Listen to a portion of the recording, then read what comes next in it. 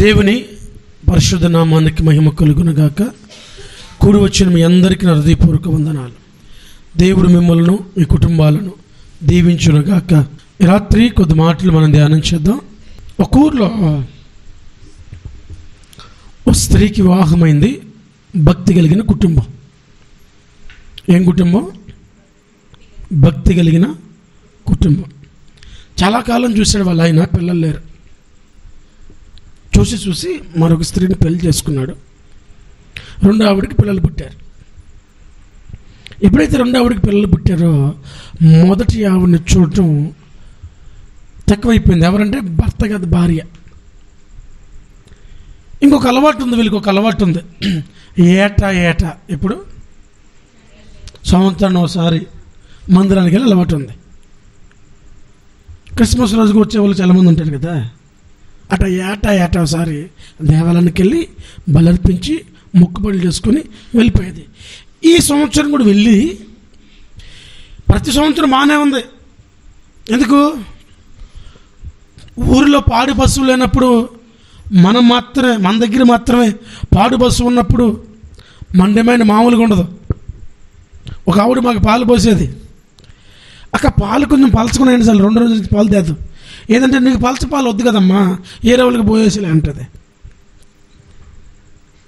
ఒకే పాడుంటే demand.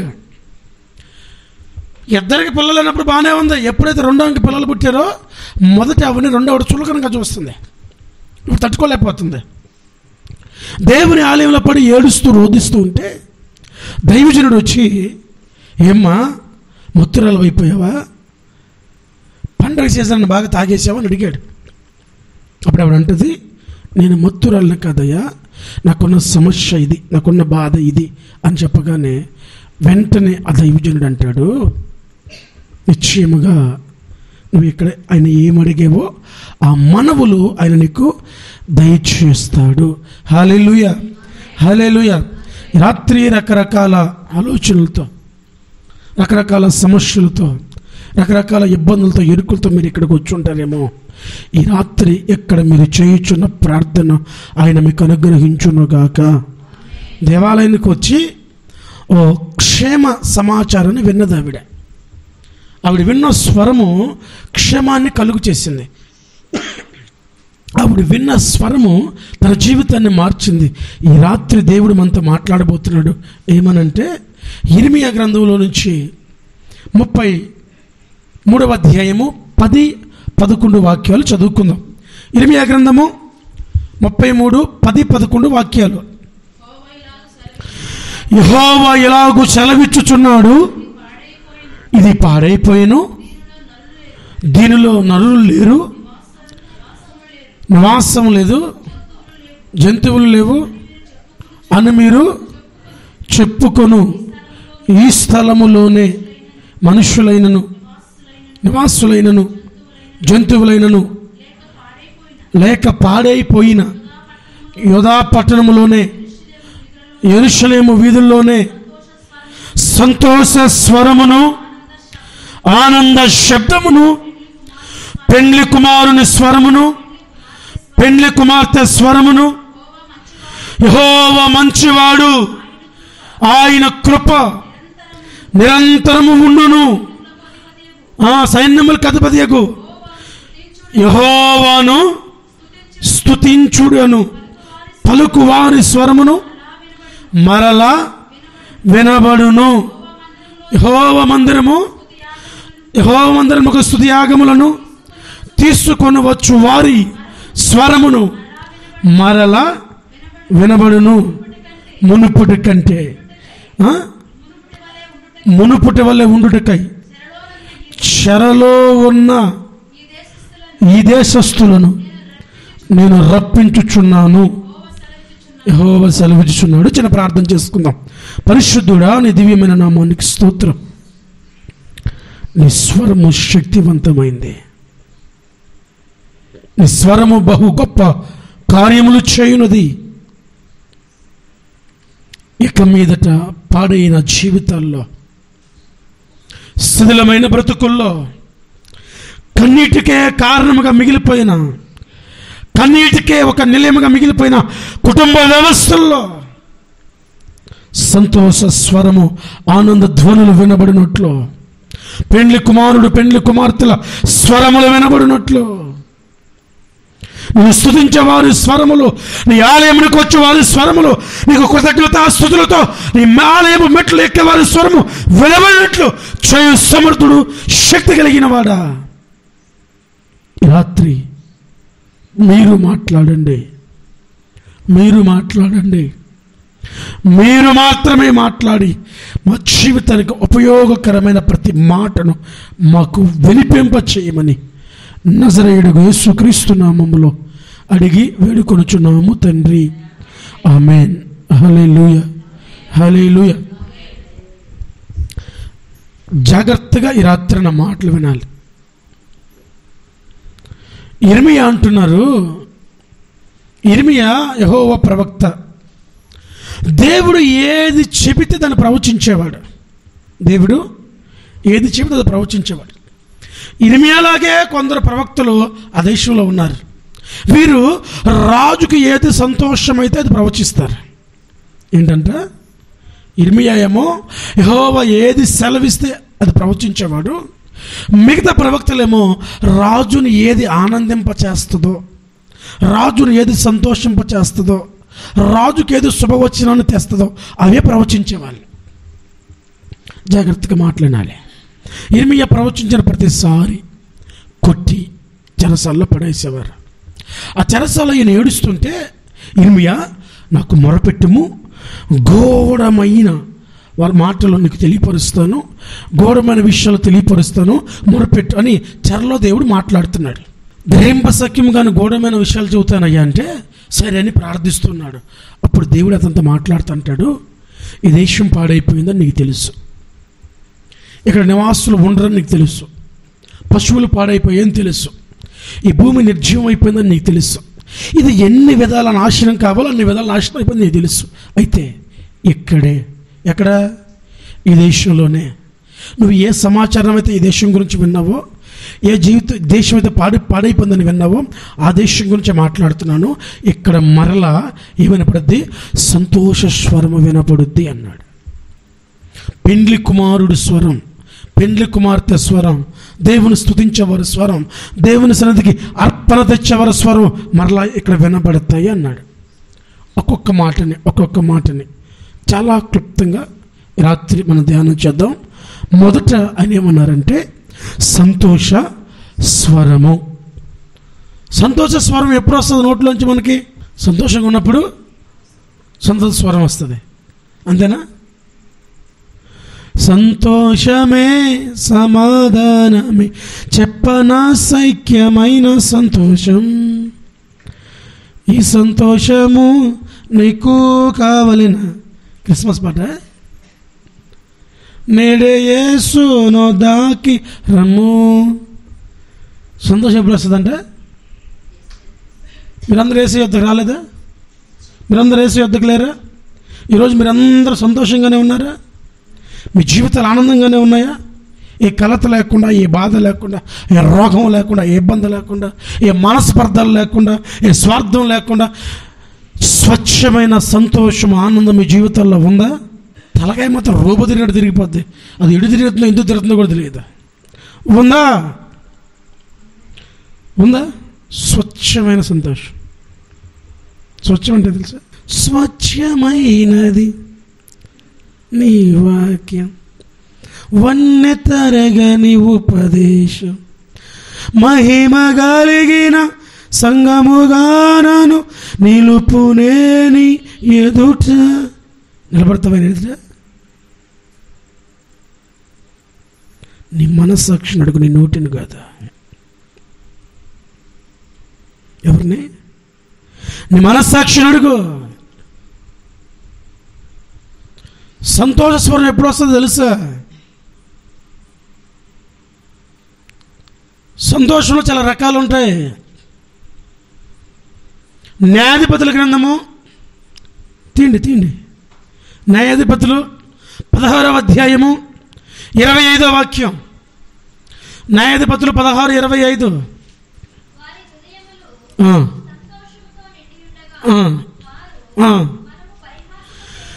వారి హృదయములో సంతోషంతో నిండి ఉండగా మనం పరిహాసం చేయుటకు సంసోను తీసుకొద్దాం అనుకున్నారు.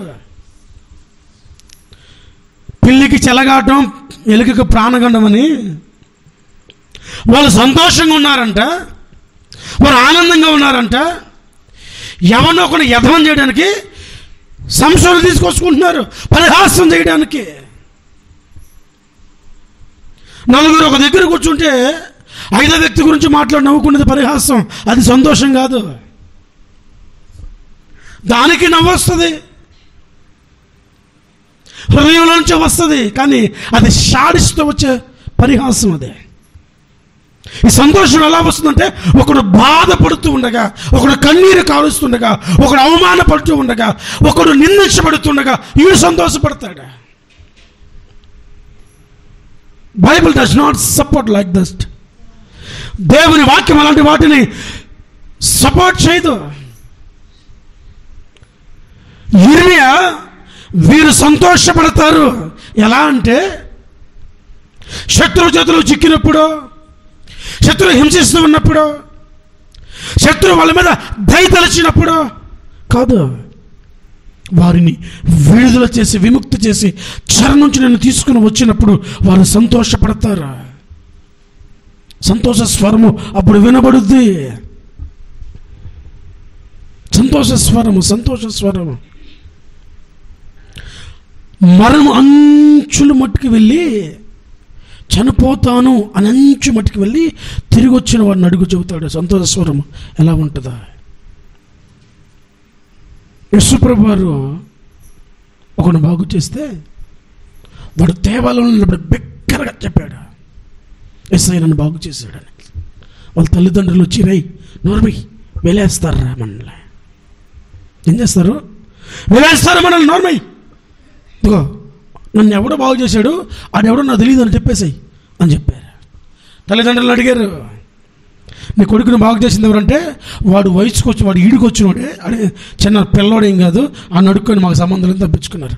వాడిని అడిగితే అదేం చెప్పాడు తెలుసా, మీరేం చెబుతున్నా నాకైతే తెలియదు కానీ నన్ను బాగు చేసినోడు మాత్రం ఒక అద్భుతమైన మాట పడతాడు అక్కడే, ఇదిగో ఏదైతే అది అయిపోయింది కానీ ఆడు పాపి గీపి అని చెప్పేసాయి అనంటే, అవన్నీ నాకు తెలియదు, పాపుల మానవే దేవుడు వినడు, నన్ను బాగు చేసినాడు పాప అయితే కాదని చెప్పాడు.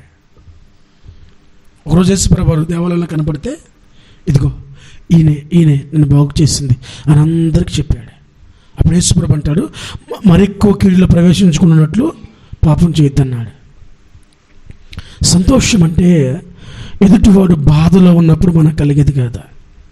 చాలా సందర్భాల్లో పడతాడు ఎవడో పాపం, పడ్డాడు అని వెళ్తాం, ఆడికల్లా డిస్పాయింట్ అయిపోతాం. ఎందుకు తెలుసా, ఆడికేం ఇరుకుండదు, కాలు ఇరిగింది అనుకున్నా, వేరేకల్లా ఏం ఎక్స్పెక్ట్ చేసి వెళ్ళాడు వీడు, పన్నోడు కాలు ఇరిగిందాం అనుకుని వెళ్ళాడు, ఎరగల ఎంత బాధపడతాడో. వాళ్ళ మనస్సు ఆనందంతో నిండినప్పుడంట సంసోను తీసుకొచ్చి పరిహాసం చేసి, సంసోన్ని హేళన చేసి ఇంకా ఆనందపడుతున్నారంట. పైచిక ఆనందం అది. దేవుని వాక్యం అంటుంది అలాంటి ఆనందం కాదు, ఆయన ఇచ్చు ఆనందం అద్భుతమైంది. అది ఒకరిని బాధ కలుగు చేయదు. మరియా శుభవచనములు వినగానే ఎలిజబెత్ గర్భంలో ఉన్న శిశువు గంతులు వేశాడు. అది స్వార్థం లేని సంతోషం. ఒకరు బాధపడితేనో, ఒకరు అవమానపరచబడుతుంటేనో, ఒకరు ఇబ్బంది పడుతుంటేనో కలిగిన సంతోషం కాదు. ఈ రాత్రి దేవుని వాక్యం అంటుంది, సంతోష స్వరము నువ్వు వింటావు. నీ జీవితంలో జీవితం పాడైపోయింది అనుకుంటున్నావు, జీవితం హేళన అయిపోయింది అనుకుంటున్నావు, జీవితంలో దుఃఖము తప్ప సంతోషం లేదనుకుంటున్నావు, సంతోష స్వరమును నువ్వు వింటావు. ఆయన కార్యం చేస్తే ఎంతలోకి 430 సంవత్సరాల బానిస బ్రతుకు ఒక రాత్రి తెంపేశాడు. ఒక రాత్రి దిక్కిలోని వల్లగా ఆహారం కోసం ఆ దేశానికి వెళ్ళి అక్కడ బానిసలుగా మార్చబడి ఎట్టి చాకరీ చేసి ధనవంతులుగా బయటకు వచ్చారు. వీళ్ళు సంపాదించింది కాదు, ఉచితంగా తీసుకుని బయటకు వచ్చారు. సంతోష స్వరము వినాలని నువ్వు అనుకుంటే, సంతోష స్వరం నీ జీవితంలో వినబడాలని అనుకుంటే, దేవుని సన్నిధిలో ఇర్మీయాలాగా ఏం చేయాలి? మొరపెట్టాలి. ఏం పెట్టాలి? గురక్కదు. హల్లెలూయా. 1 సమూయేలు గ్రంథం 11వ అధ్యాయం 9వ వాక్యం. 1 సమూయేలు 11:9. అప్పుడు రేపు మధ్యాహ్నంలోగా, హల్లెలూయా హల్లెలూయా, రేపు మధ్యాహ్నములోగా మీకు రక్షణ కలుగునని యాబేష్గిలాదు వారితో చెప్పుడి. ఆ దూతలు వెళ్ళి ఆడికి ఆ మాట చెప్పగా వారికి సంతోషము కలిగెను. ఎవరు చెప్పారు ఈ మాట? సౌలు రాజు యాబేష్గిలాగు ప్రజలకు వర్తమానం పంపాడు. మిమ్మల్ని చంపేస్తాం, కన్ను బీకేస్తాం, మీరు మాకు బానిసలు అయిపోవాలి అని చెప్పాడే. ఆ రాజుతో మీరు చెప్పండి, రేపు మధ్యాహ్నంలోగా మిమ్మల్ని జయించి మాకు విడుదల కలుగు చేయబోతున్నాడని. అప్పుడు వారికి ఏం కలిగిందంట? సంతోషం. సంతోషం ఎప్పుడు కలుగుద్దంటే విడుదల కలిగినప్పుడు. ఏం కలిగినప్పుడు? ఎలాంటి విడుదల? సంతోషపడటంలో కొన్ని తాత్కాలిక సంతోషాలు ఉంటాయి. అగోగుని సౌలు ప్రాణంతో తీసుకొచ్చాడు. అగోగు రాజుని, అమాలేకుల రాజుని. సమూయేలును చూసి అగోగు అంటాడు, నాకు చావు తప్పిపోయిందయ్యా, నా మరణం నాకు దూరంగా వెళ్ళిపోయింది అని సంతోషపడితే కత్తి తీసుకుని సమూయేలు యెహోవా సన్నిధిలో తుత్తి నీళ్ళగా నరికేశాడు.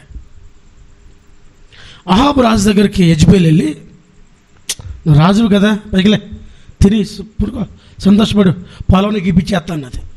ఈ సంతోషం ఎంతసేపు అంటే, వేశ్యలు స్నానం చేసే వద్ద ఈ వ్యక్తి రక్తాన్ని కుక్కలు నాకే. ఇవి తాత్కాలిక సంతోషాలు. శాశ్వతమైన సంతోషం ఏంటంటే, సౌలు అంటున్నాడు, రేపు మధ్యాహ్నంలోగా మీకు విడుదల, రేపు మధ్యాహ్నంలోగా మీకు విజయము. ఏ శత్రువు అయితే మీకు కన్ను పీకుతున్నాడో ఆ శత్రువును నాశనం చేసేద్దాం అని యెహోవా పక్షాన చెప్పాడే.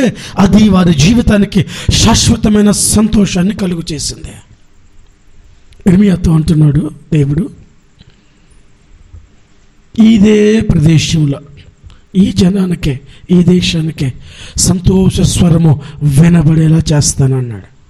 ఇక్కడ కూర్చున్నా మనందరికీ సంతోష స్వరము వినబడునుగాక. రెఫరెన్స్లు రాసుకునే వాళ్ళు ఉన్నారు కదా. 1 సమూయేలు 15:32 ఉంటుంది అగోగు గురించి. 1 రాజులు 21:7 ఉంటుంది యెజబెలు. రాసుకున్నారా? ఎందుకంటే మీరు కష్టపడి పెన్ను పేపర్ తెచ్చుకొని, మా నాన్న ఒక మాట చెప్పేవాడు, రెఫరెన్స్ లేని బోధ అంటే రియాక్షన్ వచ్చేస్తుందంట. కాబట్టి మనం ఏం చెప్పినా రెఫరెన్స్ ఇవ్వటం ఉత్తమం, అవునా కదా. యెషయా గ్రంథము 8వ అధ్యాయము 17వ వాక్యంలో రాజు ఒక శాసనం చేసినప్పుడు యూదులు కూడా రక్షించబడతారు అనే మాట వినబడినప్పుడు వారు సంతోషించారంట. ఆ రోజు పండగ చేసుకున్నారు. Because of Esther. హదస్సా చేసిన ప్రార్థన అది. హదస్సా చేసిన ప్రార్థన వలన యూదులు రక్షించబడ్డారు. వారికి సంతోషం కలిగింది. వారికి ఒక మాట వినబడింది. ఆ మాట వారికి సంతోషాన్ని కలిగజేసింది. ఏంటంటే, మీ శత్రువుల మీద మీరు తిరగబడచ్చు, మీకు విజయం వస్తుంది అన్నమాట. మీరు పారిపోయిన అవసరం లేదు, మీరు ప్రతిఘటించచ్చు అన్నమాట. సౌలు వర్తమానం పంపినప్పుడు వాళ్ళకి సంతోషం కలిగింది. యుద్ధం మీరు చేయని అవసరం లేదు, కానీ మీకు విజయం వస్తుంది, మీకు రేపు మధ్యాహ్నంకే శుభ సమాచారం వింటారు అన్నమాట. కొన్ని మాటలు శాశ్వతంగా సంతోషాన్ని ఇస్తాయి, కొన్ని మాటలు తాత్కాలిక సంతోషాన్ని ఇస్తాయి.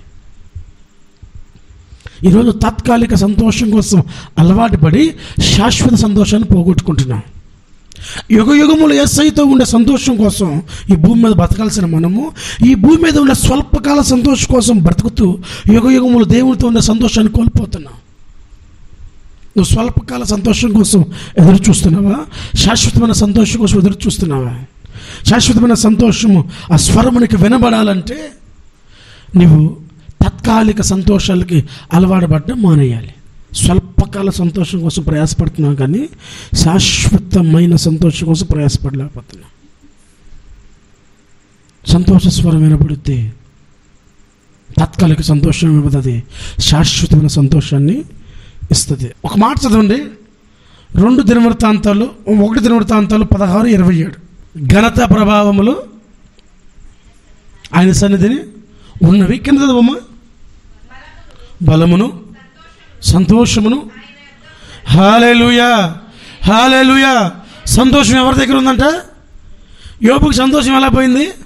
దేవుడు సాతానికి పర్మిషన్ ఇచ్చాడు, సంతోషం పోయింది. రెట్టింపు ఆశీర్వాదాలు ఎలా కలిగాయి? దేవుడే ఇచ్చాడు. సంతోషం అంట ఎవరి దగ్గర ఉందంట? దేవుని యొద్ద.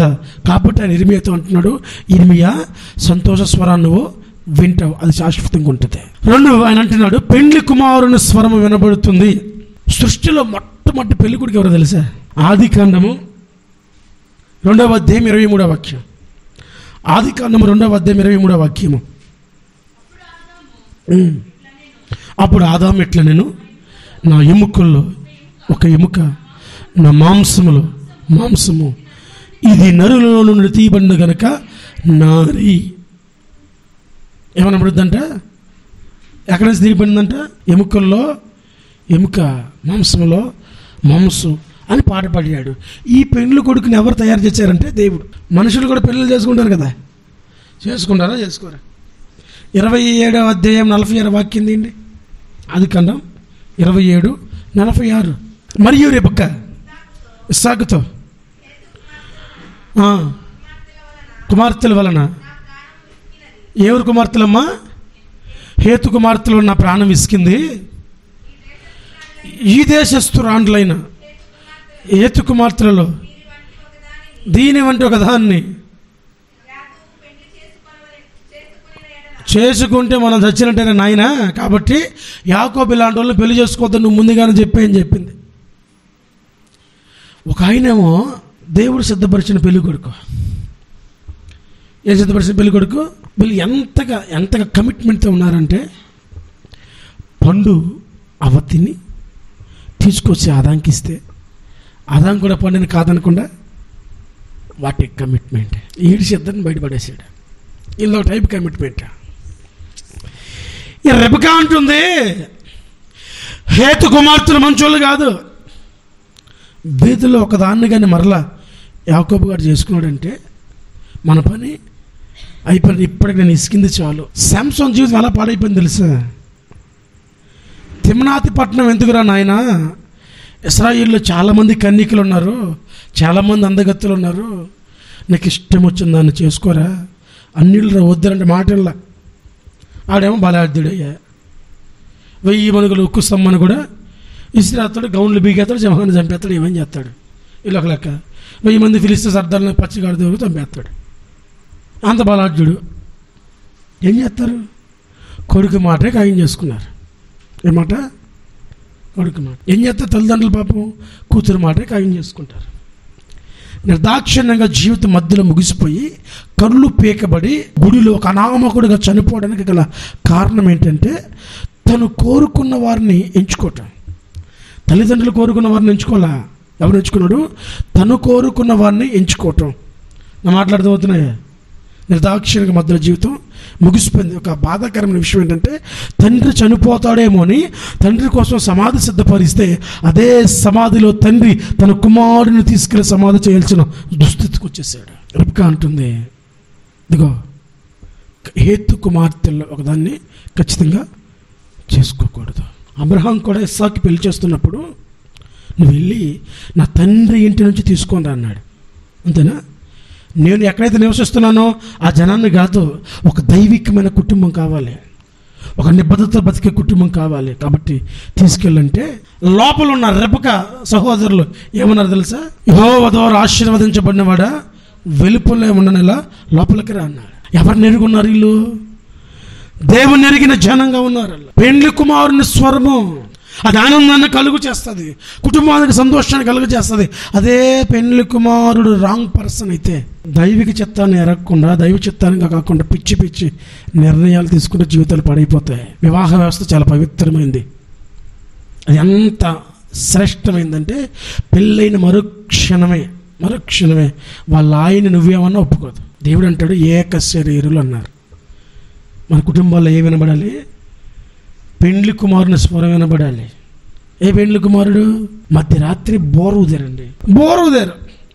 ఆ బోర పక్కన ఉన్నాడు, పెళ్లి కుమారుడు వస్తున్నాడు, రండి హో అన్నాడు. ఉలిక్కిపడి అందరు లేచారు. ఇప్పుడు మీరు లేచినట్టు లేచి గబ దీపాలు సర్దేసుకొని వెలిగిచ్చేసారు. దీపాలు సర్దేసుకొని వెలిగిచ్చేసారు. వెలిగిచ్చేస్తే దీపాలు వెలుగుతున్నాయి.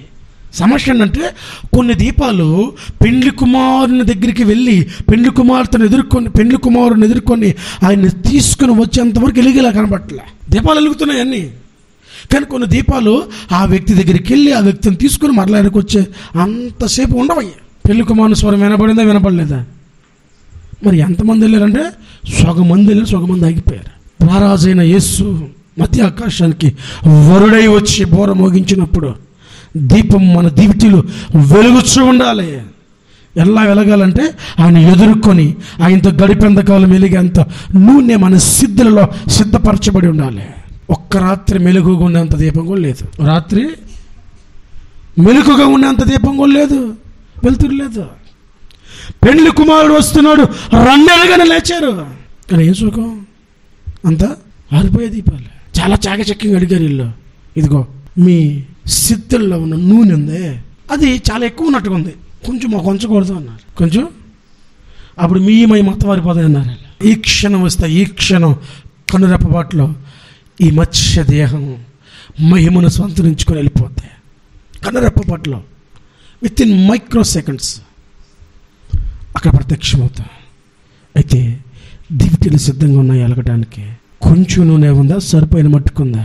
దీపం వెలిగితే ప్రకాశమానంగా ఉందా, ఏదో ఆరిపోయే దీపానికి వెలుగెక్కున్నట్లుందా? పెండ్లి కుమారుని స్వరాన్ని మనం ఏం చేయబోతున్నాం, వినబోతున్నాం. అది చాలా సంతోషాన్ని కలుగు చేస్తుంది. ఈ భూమి మీద ప్రతి క్రైస్తవుడు ఈ స్వరము వినడానికే బ్రతుకుతున్నాడు అనడానికి ఏమాత్రం సందేహం లేదు. ఇర్మియా దేవుడు అంటున్నాడు, పెండ్లి కుమారుని స్వరము వినబడుతుంది. షకేములో పెండ్లి కుమారుని స్వరం వినబడింది. దాని రిజల్ట్ ఏంటంటే పురుషులందరినీ చంపేసేసారు. కాబట్టి పెండ్లి కుమారుడు అంటే ఏ పెండ్లి కుమారుడు కోసం ఎదురు చూడాలి? ఆయన మధ్య ఆకాశానికి వరుడుగా వస్తాడే, ఆయన స్వరం వినడానికి ఎదురు చూడ. ఒకరోజు మనకు కూడా స్వరం వినపడితే పెండ్లి కుమారుడు వస్తున్నాడు అని, అప్పుడు మనం అందరం కనురెప్పపాటులో ఎదుర్కోగలగాలి. 3 అనేమంటాడంటే పెండ్లి కుమార్తె స్వరము వినబడుద్ది అన్నాడు. ఇవన్నీ ఎక్కడంటే పాడైపోయిన ప్రదేశంలోనే. ఇవన్నీ ఎక్కడంటే ఏదైతే ఏదైతే ఏదైతే ఇలాంటి వాటికి నోచుకోదో ఆ జీవితాల్లోనే. 3వ స్వరం ఏ స్వరం అమ్మా? పెండ్లి కుమార్తె. పెళ్లి కూతురు స్వరం ఇప్పుడు విన్నారా? మైకులో చెప్పిస్తున్నారు కదా మనల్లో ప్రమాణాలు. అప్పుడు ఎంత శుతిమెత్తగా నోట్లో నాలుకలు అన్నట్లు ఏమ్మా పెద్దగా చెప్పామంటే ఇష్టం. అలాంటి స్వరాలు కాదు, మీరు అవి ఎక్స్పెక్ట్ చేస్తున్నారేమో. పెళ్లి కుమార్తె ఎట్లా మాట్లాడు తెలుసా? యోహాను సువార్త 3వ అధ్యాయం 29లో ఒక మాట ఉంటుంది, పెండ్లి కుమార్తె గలవాడు. హల్లెలూయా హల్లెలూయా. పెళ్లి కొడుకుని ఎవరిని అంటారంట? పెండ్లి కుమార్తె గలవాడు పెండ్లి కుమారుడు. పెళ్లి కొడుకు ఎవరు అంటే పెళ్లి కూతురు చేసుకునేవాడు. Very simple. ఆయన పెండ్లి కుమారుడు ఎలా అవుతాడంటే పెండ్లి కుమార్తెగా పెండ్లి వధువుగా సంఘం సిద్ధపడినప్పుడు. ఇప్పుడు పెండ్లి కుమార్తె ఎవరు? సంఘం. ఎలా మాట్లాడాలి, ఎలా సిద్ధపడాలంటే బైబిల్ ఒక మాట ఉంటుంది, ముడతైనను మచ్చైనను కలంకమైనను మరటేది లేకున్నట్లు ఆయన తన్ను అర్పించేశాడంట. ఎవరి కోసం? పెళ్లి కూతురు కోసం, ప్రశస్తమైనదిగా ఉండడం కోసం ఆయన ప్రాణం అర్పించాడంట. పెండ్లి కుమార్తె ఎలా ఉండాలంటే ముడతైనను మచ్చైనను డాగైనను కలంకమైనను లేనిదిగా ఉండాలి. పెండ్లి కుమారుని కొరకు ఎదురు చూసేదై ఉండాలి. రెబెకాను గురించి రాస్తున్నప్పుడు బైబిల్లో మోషే అద్భుతమైన మాటలు రాస్తాడు. రెబెకాను గురించి రాస్తున్నప్పుడు అద్భుతమైన మాటలు రాస్తాడు. ఆమె కన్యక, ఏ పురుషుడును ఆవిడను కూడి ఉండలేదని చాలా స్పష్టంగా రాస్తాడు. షీఈస్ ఎ వర్జిన్. అద్భుతంగా రాయించాడు పరిశుద్ధాత్మదేవుడు. అక్కడ రెబెకా గురించి వస్తున్నప్పుడు ఆవిడ కన్యక అని రాసి వదిలేకుండా ఏ పురుషుడును ఆవిడని కూడి ఉండలేదని రాశాడు. కలంకము లేనిది పెండ్లి కుమార్తె, ముడతైనను మచ్చరిను డాగైనను లేనిది పెండ్లి కుమార్తె. అట్టిదిగా ఉండడం కోసం యేసు ప్రభువు తన ప్రాణాన్ని పెట్టాడంట. మాట్లాడుతున్నాయా? పెళ్లి కూతురు ఎట్లా ఉండాలి? ముడతైనను మచ్చైనను కలంకం లేనిదిగా ఉండాలి. ఎవరు పెళ్లి కూతురు అంటే? సంఘం. సంఘం ఎవరు? సంఘం అంటే ఎవరు? మనం. We have to. ఇంగ్లీష్లో కొన్ని మాటలు ఉంటాయి. ఏదైనా చెప్పేటప్పుడు షుడ్ అని అర్థం, కెన్ అని అర్థం. షుడ్ అంటే చెయ్యండి అని, కెన్ అంటే చేయగలవని, హ్యావ్ అంటే చెయ్యాలి అని. అంతేనా? ఇంగ్లీష్ గ్రామర్ నాకు పెద్దగా రాదులే, కరెక్టే కదా. షుడ్కి కెన్కి హ్యావ్కున్న తేడా అంటే హ్యావ్, యూ హ్యావ్ టు అన్నామంటే నువ్వు ఖచ్చితంగా చేయాలంటే. ఇంకా దాంట్లో ఏమంటారు, ఎలాంటి అవకతవకలు కానీ లేకపోతే ఎలాంటి పర్మిషన్స్ కానీ రిస్ట్రిక్షన్స్ కానీ ఉండవు.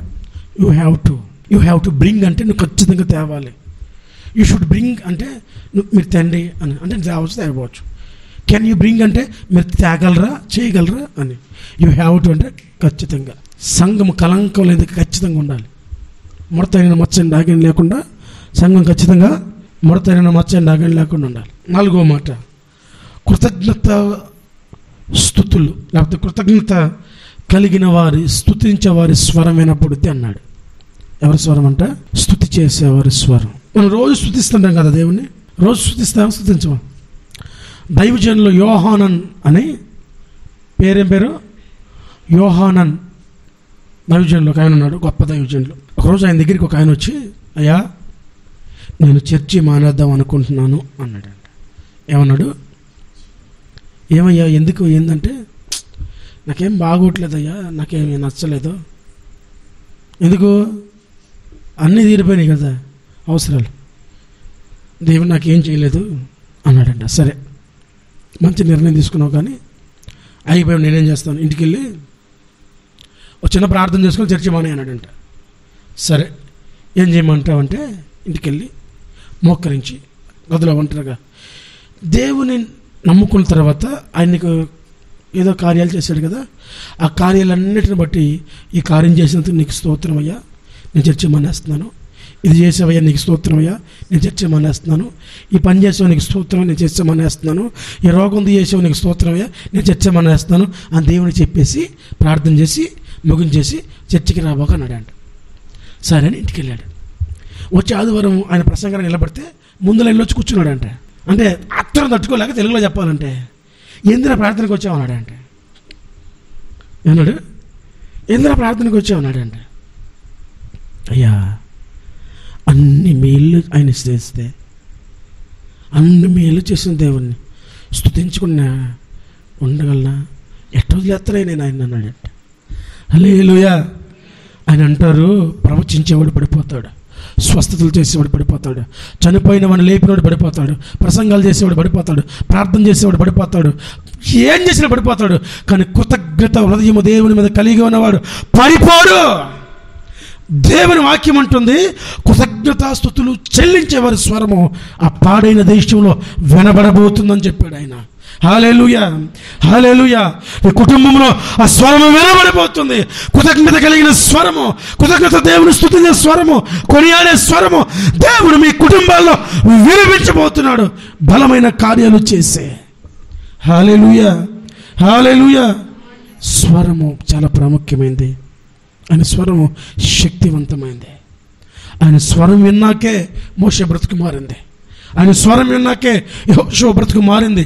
ఆయన స్వరం విన్నాకే ఏలియా బ్రతుకు మారింది. ఆయన స్వరం విన్నాకే ఎలీషా తీర్చబడ్డాడు. ఆయన స్వరము విన్నాకే ఒక అనామకుడు, ఒక తెలివి లేనివాడు నేటికి కూడా ఆయన స్థాయిని ఎవడు తాకలేనంత జ్ఞానవంతుడిగా తీర్చబడ్డాడు. అంత గొప్ప స్వరము, అంత శక్తివంతమైన స్వరము, అంత మేలు చేసే స్వరము ఈ రాత్రి మీకు ఆయన వినిపించబోతున్నాడు. ఆయన అద్భుతమైన స్వరము మనతో మాట్లాడబోతుంది. పెళ్లి కుమార్తె స్వరము, కృతజ్ఞత కలిగిన వారి స్వరము. బైబిల్లో ఒక మాట ఉంటుంది, 1 దినవృత్తాంతాలు 16:8.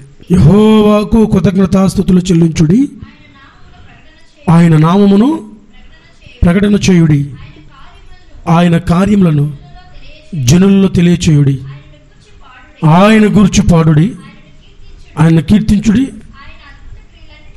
ఆయన అద్భుత క్రియలన్నిటిని గురించి. అమ్మా సంభాషణ ఎప్పుడు తెలుసా? మందసం వస్తుంది, మందసం వస్తుంది. కృతజ్ఞత స్తుతులు చెల్లించండి దేవునికి అంటున్నాడు దావీదు. ఏం చెల్లించాలంట? మన సంభాషణ అదే ఉండాలంట. పౌలు అంటారు, ఆనందించుడి, మరలా చెప్పుదును ఆనందించుడి. ఎల్లప్పుడూ ప్రభువులు ఆనందించండి. ఎందుకు ఆనందించాలంటే కృతజ్ఞత కలిగిన వాళ్ళు మాత్రమే దాన్ని చేయగలరు. హల్లెలూయా. ఎవరు చేయగలరు? కృతజ్ఞత కలిగిన వాడే చేయగలరు. క్విక్గా మాట చేత చూడండి, కీర్తనలో 6వ కీర్తన 5వ చరణం. పాతాళంలో ఎవరు కృతజ్ఞతాస్తుతులు చెల్లించారంటే అర్థం ఏంటి? బతుకున్నవాడు కృతజ్ఞతాస్తుతులు చెల్లిస్తాడు. మనం చచ్చిపోయామా? బతుకున్నాం. మనం చచ్చిపోయామా? బతుకున్నాం. కృతజ్ఞతాస్తుతి అంటే తెలుసా? కృతజ్ఞత ఎప్పుడు కలుగుద్ది? ఇప్పుడు అర్థమైపోద్ది, మనం బతుకున్నాం, చచ్చిపోయాం. కృతజ్ఞత ఎప్పుడు కలుగుద్ది? దేవుడు మీకు ఏమేం చేశాడు? ఒకసారి ఇంటికి వెళ్ళాక మోకరించి, నువ్వు నాకు ఇది చేసావయ్యా, నీకు కృతజ్ఞతగా నేను ఇది చేశాను. నువ్వు నాకు ఇది చేసావయ్యా, నేను కృతజ్ఞత కలిగి ఇలా ఉన్నాను. నువ్వు నాకు ఇది చేసావయ్యా, నేను కృతజ్ఞత కలిగి ఇలా ప్రవర్తిస్తున్నాను అని ప్రార్థించే దమ్ము మనకుందా? మేలు చేయక నీవు ఉండలేవయ్యా, ఆరాధించక నేను ఉండలేనయ్యా. మంచి పాట పాడతా. నోరు తెరిచి కృతజ్ఞతగా నువ్వు చేసిన దానికి కృతజ్ఞతగా నేను ఇలా జీవిస్తానని చెప్పే దమ్ము మనకుందా? దావీదు గురించి చదువుతున్నప్పుడు అద్భుతమైన మాట, ప్రసంగాన్ని తయారు చేసుకున్నాను.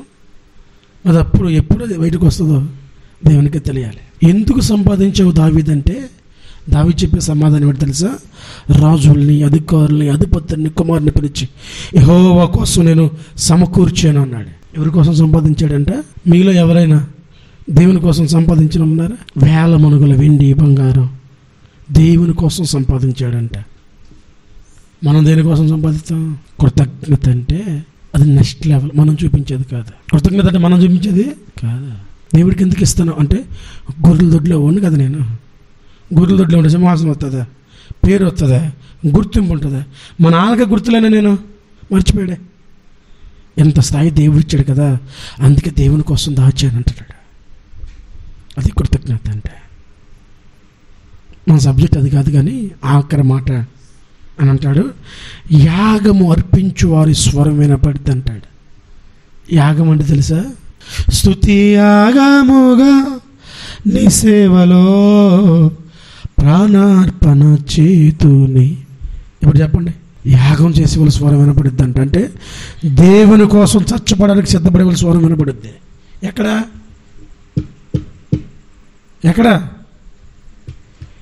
ఏ ప్రదేశం అయితే పాడైందని అనుకుంటున్నావో, ఏ ప్రదేశం అయితే ఫలించింది అనుకుంటున్నావో, ఏ కుటుంబం అయితే ఎందుకు అక్కర్లేదని అనుకుంటున్నావో అక్కడ యాగం చేసేవాళ్ళ స్వరం.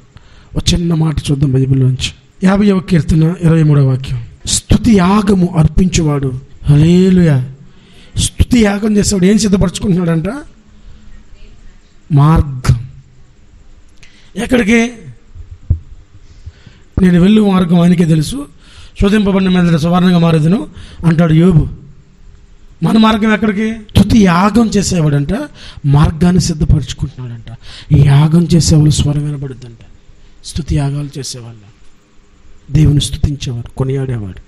ఎక్కడంటే ఎక్కడ పాడైపోయింది అనుకున్నావు అక్కడ, ఏది పనికిరాదు అనుకున్నావు అక్కడ, ఏ జీవితం వ్యర్థం అనుకున్నావు అక్కడ. వారి ద్వారా దేవుడు చేస్తాడు కార్యాలు, వారి ద్వారా వినిపిస్తాడు ఈ స్వరాలు. అవన్నీ జరగాలంటే ఇర్మియా ఏం చేశాడు? మొరపెట్టాడు. మనం గురక పెడతాం. ఆయన మొర పెడతాం, మనం గురక పెడతాం. ఆయన వినున్నట్లు సనిగారంట వాళ్ళు. ఎవరు విన్నట్లు? కయ్యూని యాగం చేశాడు, హేబేలు యాగం చేశాడు, కానీ దేవుడు కయ్యూని యాక్సెప్ట్ చేశాడు. ఎందుకంటే అర్పించు వాటికంటే అర్పించే వ్యక్తుల యొక్క జీవితం, వాళ్ళ హృదయం చాలా ప్రాముఖ్యం. దేవుడు ఇర్మియాతో అంటున్నాడు, ఎప్పుడు మాట్లాడాడు? అతడు గూఢమైన సంగతులు దేవుని దగ్గర నుంచి తెలుసుకోవాలి అని మొరపెట్టినప్పుడు దేవుడు మాట్లాడాడు. ఇలాంటి స్వరం నువ్వు వింటావని నువ్వు కూడా మొరపెట్టు. ఇటువంటి స్వరము కడవరి కాలంలో ప్రతి జీవితంలో ఆయన వినిపించునుగాక. వచ్చేసి అందరూ మోకరించినట్టయితే చిన్న ప్రార్థన చేసుకొని